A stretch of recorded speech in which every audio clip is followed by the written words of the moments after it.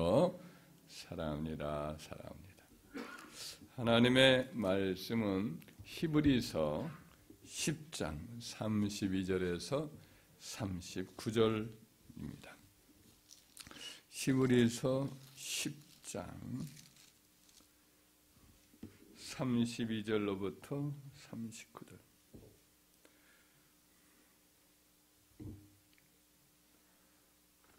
첫날에 너희가 빛을 받은 후에 고난의 큰 싸움을 견디어낸 것을 생각하라.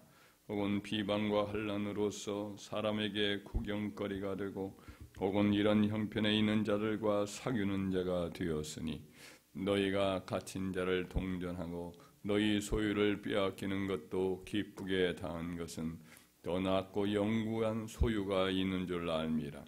그러므로 너희 담대함을 버리지 말라. 이것이 큰 상을 얻게 하느니라.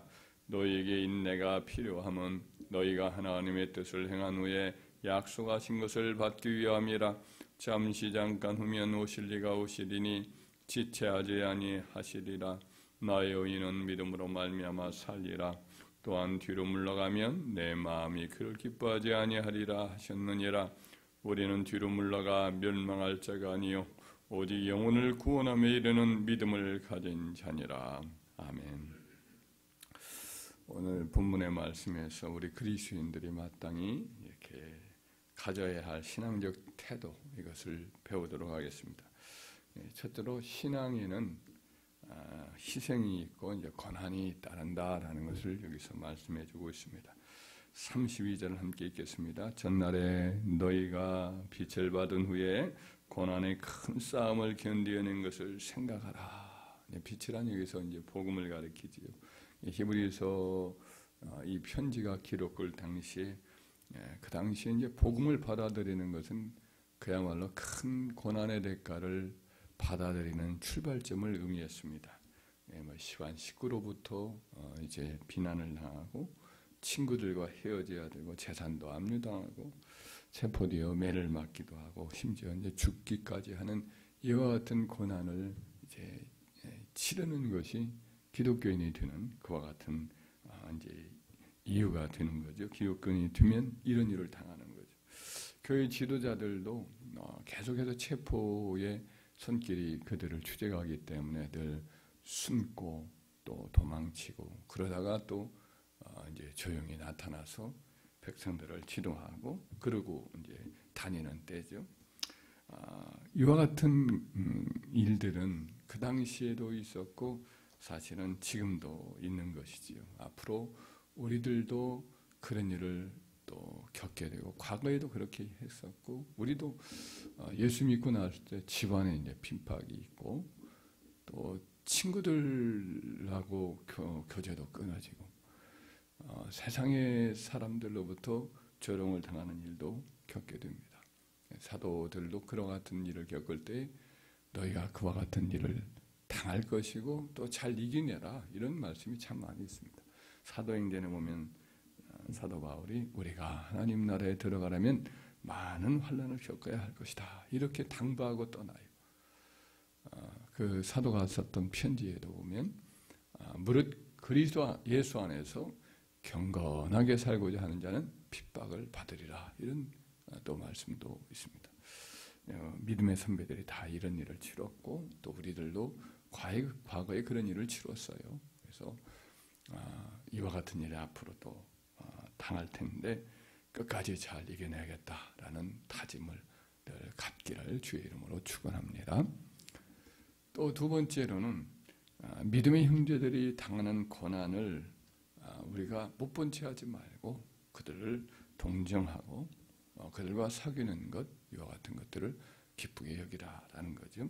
33절로부터 34절 읽어보겠습니다. 혹은 비방과 환난으로서 사람에게 구경거리가 되고 혹은 이런 형편에 있는 자들과 사귀는 자가 되었으니 너희가 갇힌 자를 동정하고 너희 소유를 빼앗기는 것도 기쁘게 당한 것은 더 낫고 영구한 소유가 있는 줄 알미라. 올해도 지금 저 북한에 억류되어 있는 한국인 선교사님이 지금 세 분이 있습니다. 김정욱, 김국기, 최순실 이 세 선교사님이 계신데 한 예를 들어서 이제 김정옥 선교사님이 한국 기독교 침례 우리나라 이제 기침이라고 하죠. 침례 교단에 소속되어 있는 목사님인데 2007년부터 중국 단둥이라는 중국과 북한과 가까이 있는 곳이죠. 중국 단둥에서 북한 주민 쉼터 국수공장을 운영하면서 북한을 지원하고 인도적인 지원 사업을 계속해서 해왔는데 체포돼요. 그리고 2014년 5월에 무기노동 교화소, 그야말로 무기징역이죠. 거기서 선고를 받고 지금 8년째 억류 중에 있습니다. 우리가 저 선교사님들의 조기 생활을 위해서 계속해서 기도해야 되겠습니다. 이면수라는 목사님도 캐나다에서 큰빛교회인가 새빛교회인가 이런 큰 교회, 상당히 교회가 커요. 근데 그 교회에서 계속 활동하면서 중국 지원을 위해서 북한에 자주 다녔어요. 그런데 북한에서 붙잡아서 그때도 이렇게 무기 노동에 처하거나 그런 일을 당했습니다. 그런데 캐나다하고 미국 정부가 얼마나 애를 썼는지 결국에는 이제 그분은 얼마 전에 나왔죠. 그래서 미국의 그 당시에 대통령, 지금 대통령 말고 누구죠? 트럼프 대통령 이분이 직접 맞이했어요. 기억이 납니다. 직접 이제 비행기 타고 왔을 때 나타나셔서 맞이하고 캐나다의 트루도 대통령도 그의 생활을 반기는 그런 맞이하는 일들을 했던 것이 기억이 나거든요. 한 3, 4년 전일 겁니다. 이분이 그때 이후에 인터뷰한 걸 보면 지금도 북한에 있는 선교사님들이 있는데 전혀 우리 한국 정부가 이렇게 전혀 노력을 기울이지 않고 뭐 이런 방구 언급도 안 하고 있어요. 개탄하는 그런 메시지를 냈던 것이 있습니다.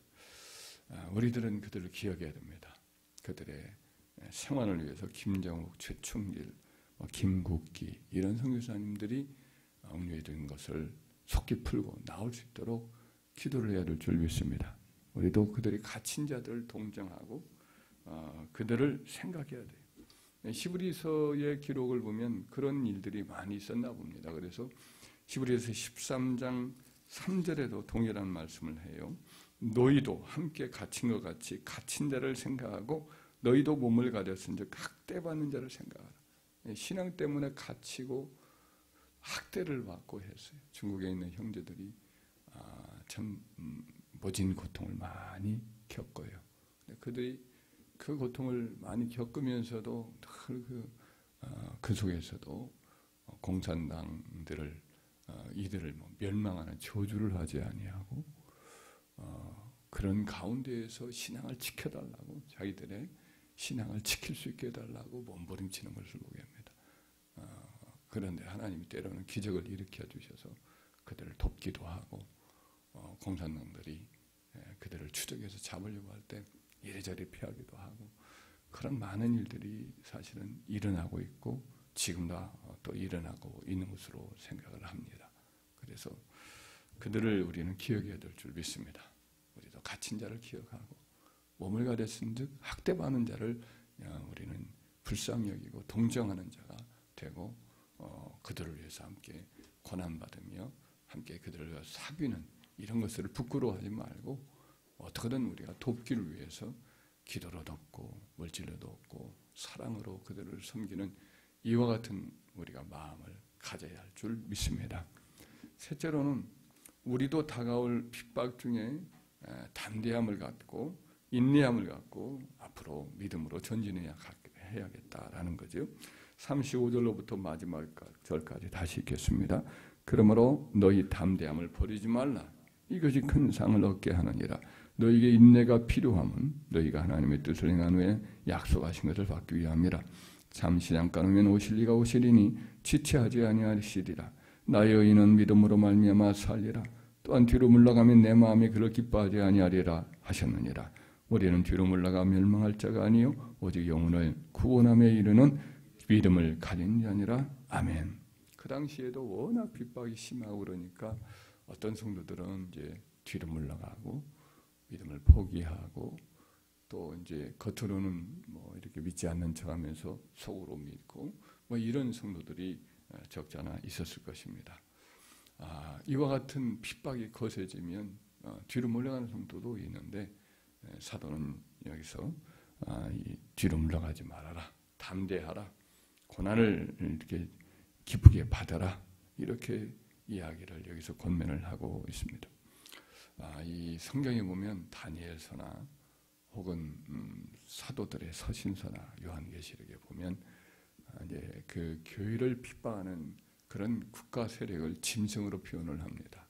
어떤 큰 사자 같은 그런 짐승, 곰 같은 짐승, 표범 같은 짐승, 말로 표현하기 어려운 흉악한 짐승의 모습을 다니엘도 보고 또 사도 바울도 그걸 짐승이라고 표현을 하고 요한계시록도 이제 마지막 때에 나타날 적그리스도를 짐승으로 표현을 하죠. 이와 같은 짐승이란 아주 흉악하게 물어뜯고 해치는 일을 하는 것처럼 지금도 이렇게 교회를 핍박하는 국가 권력들이 똑같은 일을 하는 거예요. 양심도 없고 흉악하고 막 무작정 달려들어 성도들을 물어뜯는 이런 일들을 지금도 하고 앞으로도 할 것입니다. 이런 일을 겪을 때 어떻게 해야 되느냐? 오늘 본문의 말씀에 인용했던 하박국 선지자의 말씀처럼 오직 나의 의는 믿음으로 말미암아 살리라. 그럴지라도 변함없이 믿음으로 행해야 된다. 뒤로 물러가지 말고 인내해야 된다. 여기서 그렇게 권면을 하고 있습니다. 그래서 우리들 지금도 우리는 지금 이런 어려움을 겪지 않고 있습니다만은 믿음의 형제들이 뭐 세계 도처에서 이런 일을 겪고는 있어요. 우리가 안일하게 그냥 내 생활만 생각하다 보면 그들을 잊어버릴 수 있는데 그들을 기억하고 기도 속에서 그들을 돕고 또 그들을 위해서 우리 나름대로 애를 쓰면서 우리 자신도 또한 동일하게 그들과 함께 싸운다는 마음 가지고 이 땅에 살면서 항상 뒤로 물러가지 않고 믿음으로 살고 전진하겠다, 인내하겠다, 새로운 각오를 다지고 나아가는 저와 여러분 되어야 할 줄 믿습니다.